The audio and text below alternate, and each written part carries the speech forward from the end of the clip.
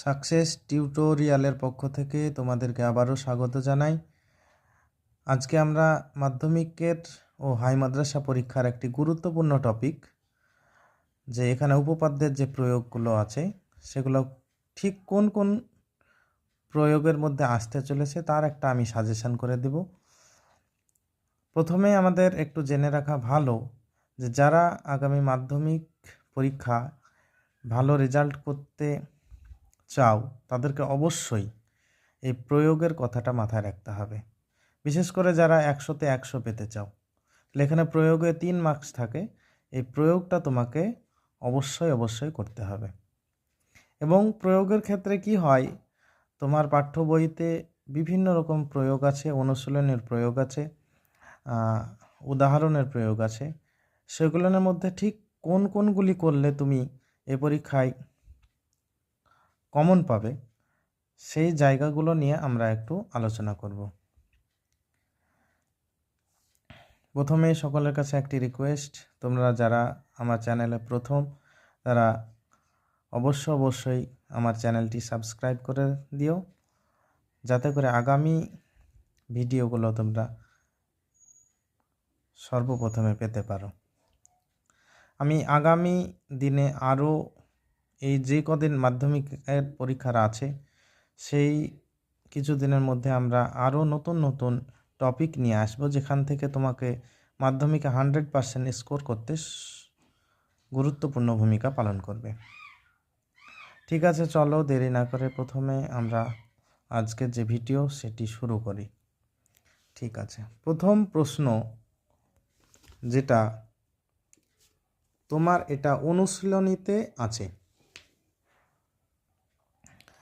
বলছে কোষে দেখি 18.4, কোশ্চেন নম্বর 5, পেজ নম্বর 259। এই পশ্চিমবঙ্গ মধ্যশিক্ষা পর্ষদের যে বই আছে, পাঠ্য বই আছে, সেই পাঠ্য বইতে তোমরা এই কোশ্চেনটি পেয়ে যাবে। এটি এবার মাধ্যমিকের পরীক্ষার জন্য খুব গুরুত্বপূর্ণ। কি বলতে চাইছে, যে সমকোণী ত্রিভুজের এবিসি, সমকোণী ত্রিভুজ এবিসি এর কোণ এক সমকোণ যদি তোমার দেওয়া থাকে, অতিভুজ বিসি এর উপর একটা লম্ব যদি এডি অঙ্কন করা হয়, তবে প্রমাণ করতে হবে যে ত্রিভুজ এবিসি এর ক্ষেত্রফল ডিভাইডেড বাই ত্রিভুজ এসিডি এর ক্ষেত্রফল সমান BC square by AC square. এই প্রশ্নটি তোমাদের মাধ্যমিক পরীক্ষার জন্য খুবই গুরুত্বপূর্ণ। যদি তোমরা করতে পারো তাহলে করবে, আর না হলে এটা যেহেতু অনুশীলনের কোশ্চেন, আমি নেক্সট ভিডিওতে তোমাদের এর উত্তর সম্পর্কে আলোচনা করে দেব। ঠিক আছে, আজকের দ্বিতীয় প্রশ্ন।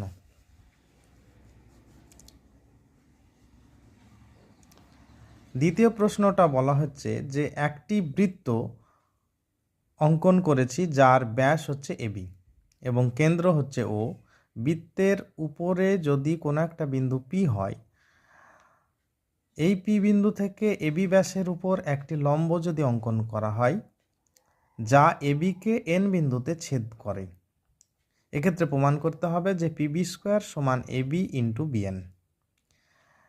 এটা পেজ নম্বর 257 মাধ্যমিকের গণিত প্রকাশ বইয়ে আছে এবং প্রয়োগ 24। এটা উদাহরণে করে দেওয়া আছে, এটা এখান থেকে দেখে নিতে পারো। পরে আরেকটি গুরুত্বপূর্ণ প্রয়োগ, সেটা 3 নম্বর। একটি বৃত্তস্থ চতুর্ভুজ এবিসিডি অঙ্কন করেছি, বর্ধিত এবি ও ডিসি বাহুদ্বয় পরস্পরকে যদি পি বিন্দুতে ছেদ করে, তাহলে প্রমাণ করতে হবে PA into PB is equal two PC into PD. এটা পেজ নম্বর 252-তে আছে। এটা প্রয়োগ 18 নম্বর এর প্রয়োগটা, এটাও বইতে করে দেওয়া আছে, তোমরা এখান থেকে দেখে নিতে পারো।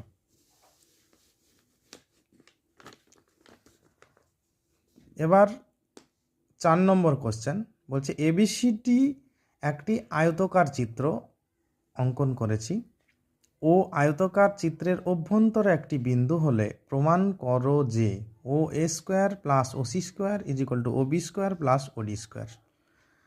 এটা পেজ নম্বর 288-তে আছে, প্রয়োগ 9 নম্বর, এটাও বইতে করে দেওয়া আছে।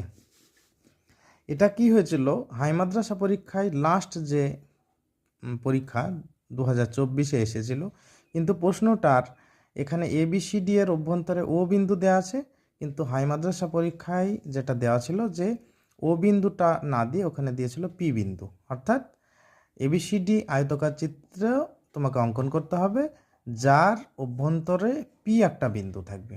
তাহলে তোমাকে প্রমাণ করতে হবে, তাহলে ও এর জায়গাতে তুমি পি বসিয়ে দাও, তাহলে প্রমাণটা হচ্ছে PA² + PC² = PB² + PD²। Same একইভাবে করতে হবে, শুধু ও এর জায়গায় তোমাকে পি ধরে নিয়ে করতে হবে। এটা হাই মাদ্রাসা 2024-এ এসেছিল। এই কোশ্চেনটা হাই মাদ্রাসার জন্য অতটা ইম্পর্টেন্ট নয়, কিন্তু মাধ্যমিকের জন্য ইম্পর্টেন্ট। তারপর প্রশ্ন হচ্ছে যে 5 নম্বর, ত্রিভুজ ABC এর কোণ এ সমকোণ বলা আছে এবং BP ও CQ দুটি মধ্যমা। তাহলে তোমাকে প্রমাণ করতে হবে যে 5BC² = 4BP² + CQ², 4 × BP² + CQ²। এটা পিথাগোরাসের উপপাদ্যের থেকে প্রমাণ করা যায়, একটা গুরুত্বপূর্ণ প্রয়োগ। এটা মাধ্যমিক 2019 পরীক্ষাতে এসেছিল, তারপরে আর আসতে দেখা যায়নি, তবে এবারের জন্য খুব ইম্পর্টেন্ট। পেজ নম্বর 288, প্রয়োগ নম্বর 6, এখান থেকে তোমরা এই কোশ্চেনটি পেয়ে যাবে। তারপরে হচ্ছে 6 নম্বর। এই 6 নম্বরের যে প্রশ্নটা আমি বলছি সেটা মাধ্যমিক 2024-এ এসেছিল এবং মাধ্যমিক 2019-এও এসেছিল।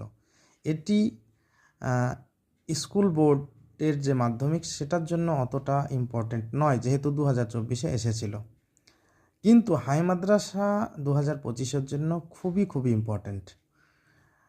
তো প্রশ্নটা একবার পড়ি যে ও কেন্দ্রীয় বৃত্তের পরিলিখিত চতুর্ভুজ ABCD হলে প্রমাণ করো যে AB + CD = BC + DA।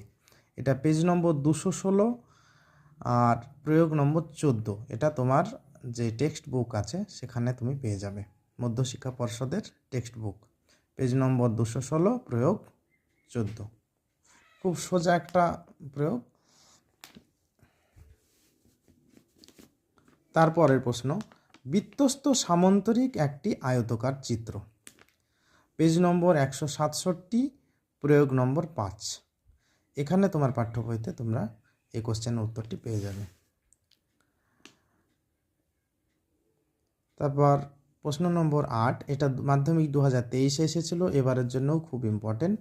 হ্যাঁ, প্রমাণ করো যে বৃত্তস্থ ট্র্যাপিজিয়াম সমদ্বিবাহু ট্র্যাপিজিয়াম এবং কর্ণদ্বয়ের দৈর্ঘ্য সমান। এটা পেজ নম্বর 168-তে আছে, প্রয়োগ নম্বর 7-এ তোমরা পেয়ে যাবে। দেখো, প্রত্যেকটা প্রয়োগই হচ্ছে যেগুলো গত বছর মাধ্যমিকে এসেছিল, তা বাদ দিয়ে মাধ্যমিক এবং হাই মাদ্রাসা প্রত্যেকের জন্যই এই প্রয়োগগুলো খুবই খুবই ইম্পর্টেন্ট। আর একটা প্রয়োগ, সেটা হচ্ছে আমাকে যুক্তি দিয়ে প্রমাণ করতে হবে যে কোনো বৃত্তের দুটি সমান জ্যা কেন্দ্র থেকে সমদূরবর্তী। এটা পেজ নম্বর 63-তে আছে, প্রয়োগ নম্বর 10। এটা হাই মাদ্রাসা পরীক্ষা 2024-এ এসে গিয়েছিল, তাই হাই মাদ্রাসার জন্য এটা ইম্পর্টেন্ট নয়, কিন্তু মাধ্যমিকের জন্য খুবই খুবই ইম্পর্টেন্ট। ঠিক আছে, আজকে ভিডিও এ পর্যন্তই। আমরা মাধ্যমিকের ও হাই মাদ্রাসার গুরুত্বপূর্ণ প্রয়োগ নিয়ে আলোচনা করলাম। এই প্রয়োগগুলো তুমি যদি করে যাও, তোমাকে মাধ্যমিক পরীক্ষায় বিশেষ করে প্রয়োগে 3 নম্বর পেতে খুব সাহায্য করবে। আর যারা 100-তে 100 পেতে চাইছো, এই 3 নম্বর তোমাদের কাছে খুবই খুবই ভাইটাল, সুতরাং তোমাদেরকে এখান থেকে নাম্বার তুলতেই হবে। এই সমস্ত প্রয়োগগুলো করে যাও, আশা করি কমন পেয়ে যাবে। তোমাদের পরীক্ষা ভালো হোক এই কামনা রাখি। আর এই সাজেশনগুলোর মধ্যে তোমরা আবার কেউ নিজে থেকে সাজেশন করতে যেও না, তোমরা নিজেরা কেউ সাজেশন করতে যেও না, তাহলে হয়তো দেখা গেল যে যেটা তোমরা সাজেশন করলে সেটার ভিতর পড়লো না, কিন্তু অন্যটা পড়ে গেল। তাই আমি বলছি যে 1 থেকে 9 পর্যন্ত যেগুলো তোমার 2024 পরীক্ষায় গত বছর এসেছিলো বাদ দিয়ে সবগুলোই করে যাও। এখানে আমরা 2024-এ কোনটা হাই মাদ্রাসা, 2024-এ কোনটা স্কুল বোর্ডে এসেছিল সেটা লিখে দিয়েছি। এখান থেকে তোমরা সে সম্পর্কে ধারণা পেয়ে যাবে। আর 1 নম্বর প্রশ্নের যে উত্তর, এটা অনুশীলনীতে আছে।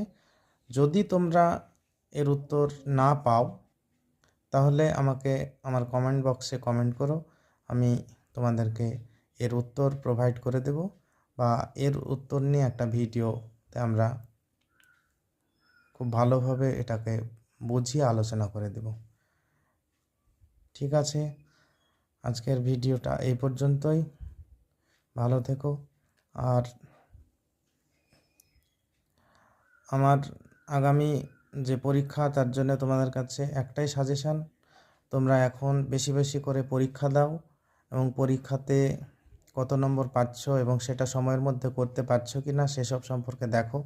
ছোটো ভুল যেগুলো তোমাদের হচ্ছে সেগুলো তোমার যার কাছেই পড়ো না কেন, যে স্যারের কাছে, সেই স্যারকে দিয়ে একটু কারেকশন করিয়ে নেবে, যাতে করে মাধ্যমিকে তোমাদের এই ভুলগুলো আর দ্বিতীয়বার না হয়। ঠিক আছে, থ্যাংক ইউ।